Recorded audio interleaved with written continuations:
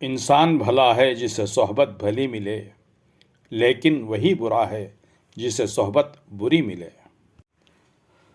سامعین اکرام، سلام مسنون۔ آج کی انمول سیریز کے تحت اس مجلس میں بعنوان رجحان یعنی فوکس، توجہ، ہماری توجہ بچوں کی تعلیم و تربیت پر کتنی ہے، اس سلسلے میں چند نکات اردو ادب کی روشنی میں پیش کرنا چاہوں گا، سماعت فرمائیں۔ آج کل ہم دیکھ رہے ہیں کہ اسکول کے ڈراپ آؤٹ بچے کم سنی میں، نوجوانی کے عالم میں بے راہ روی کا شکار ہو رہے ہیں اور ہمارے معاشرے کے لیے درد سر بنے ہوئے ہیں۔ یہ وہ بچے ہیں جن کی طرف نہ والدین کا رجحان ان کی تعلیم و تربیت پر رہا، اساتذہ کی بے توجہی اور محلے کے ذمہ دار احباب بھی ان بچوں کی طرف توجہ نہ دینے کی وجہ ہے کہ بچے بے راہ روی کا شکار ہو کر آج ایک معاشرے کے لیے ایک ناسور بن گئے ہیں۔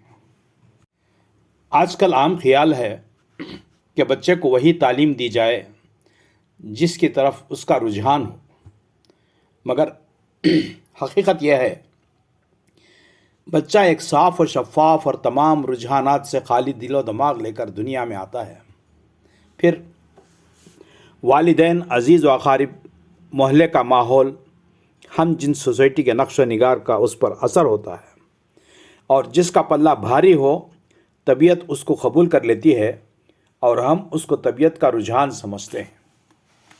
مسلمان کا بچہ مسلمان، ہندو کا ہندو اور سکھ کا سکھ ہی ہوتا ہے۔ اگر ان بچوں کو بدل دیا جائے کم سنی میں تو بچہ جس قوم میں پرورش پائے گا اسی قوم کی خوبو اور عادات و اطوار اختیار کرے گا۔ اس سے ثابت ہوتا ہے کہ انسان کا رجحان ماحول کا محتاج ہے۔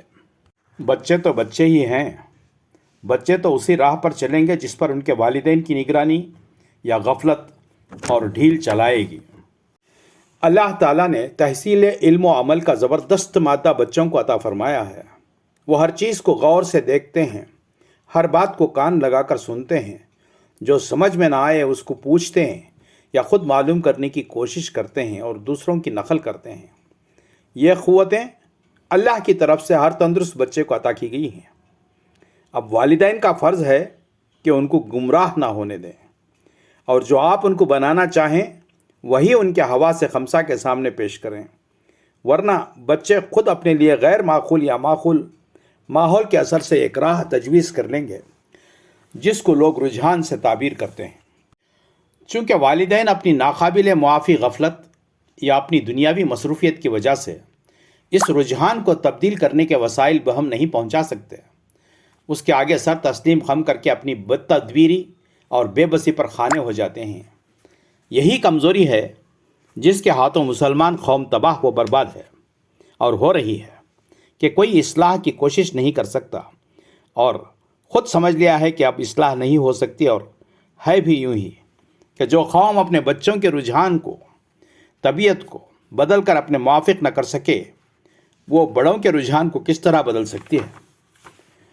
بچے سے جو کام لینا ہے اس کے موافق ماحول پیدا کرنے سے اس کی طرف اس کا رجحان ہو سکتا ہے، بشرطے کہ دل و دماغ تندرست ہو۔